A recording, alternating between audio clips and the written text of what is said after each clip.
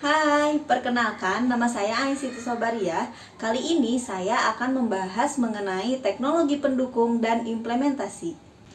Menurut David Jonasson pada tahun 1998, dia mengatakan bahwa teknologi seharusnya tidak mendukung pembelajaran dengan mencoba untuk menginstruksikan para pelajar.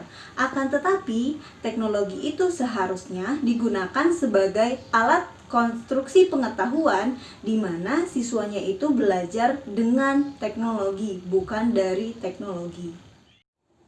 Ada 3 pokok bahasan yang akan dijelaskan kali ini. Yang pertama, mengenai teknologi pendukung pembelajaran dan instruksi. Yang kedua, mengenai pendekatan pendukung. Dan yang ketiga, mengenai TPACK, Technological, Pedagogical, and Content Knowledge.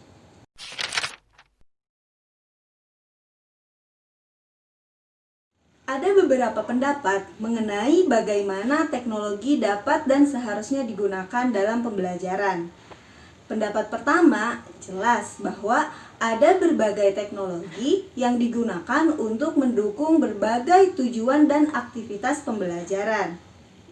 Pendapat lain mengatakan bahwa ada banyak aspek pembelajaran, pengajaran maupun kinerja yang mungkin didukung dengan berbagai teknologi yang tersedia sekarang. Lantas, siapa yang mendukung pembelajaran dan kinerja? Jelas guru dan pelatih yang mendukung secara langsung. Akan tetapi, mungkin juga ada orang lain yang terlibat di dalamnya. Pertama, desainer instruksional, orang yang menentukan, merancang, dan mengidentifikasi kebutuhan. Yang kedua, manajer pelatihan, orang yang memilih dan mendukung perancangan instruksional. Yang ketiga, ada spesialis media, orang yang mengembangkan alat dan item media. Yang keempat, ada spesialis teknologi, orang yang memberi masukan tentang teknologi yang relevan.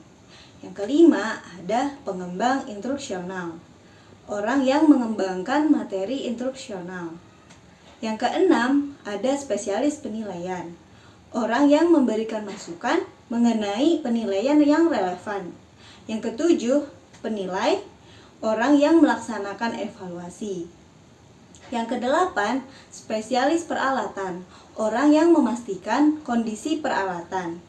Yang kesembilan, manajer program, orang yang mengawasi implementasi sistem instruksional. Yang kesepuluh, manajer fasilitas, orang yang mengawasi penggunaan fasilitas. Ada beberapa contoh aktivitas instruksional yang didukung teknologi dan alat representatif. Misalnya yang pertama, untuk menerapkan pelajaran dan aktivitas.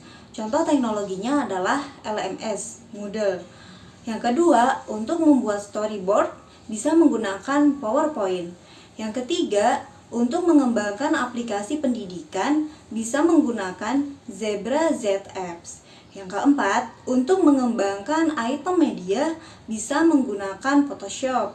Yang kelima, untuk mengembangkan tutorial berbasis web bisa menggunakan Camtasia Studio. Yang keenam, untuk mengembangkan pembelajaran online dapat menggunakan Dictera. Yang ketujuh, untuk mengembangkan simulasi interaktif bisa menggunakan PowerSim. Yang kedelapan, untuk mengembangkan pembelajaran interaktif bisa menggunakan Wikis.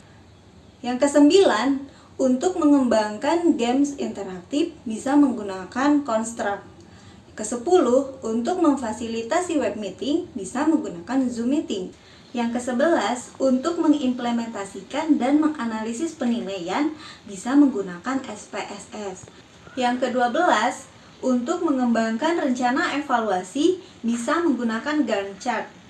Yang ke-13, untuk mengevaluasi sumatif dan formatif bisa menggunakan Excel. Yang ke-14, untuk mengawasi penerapan pembelajaran bisa menggunakan Microsoft Project. Untuk materi selanjutnya, mari kita bahas di video berikutnya.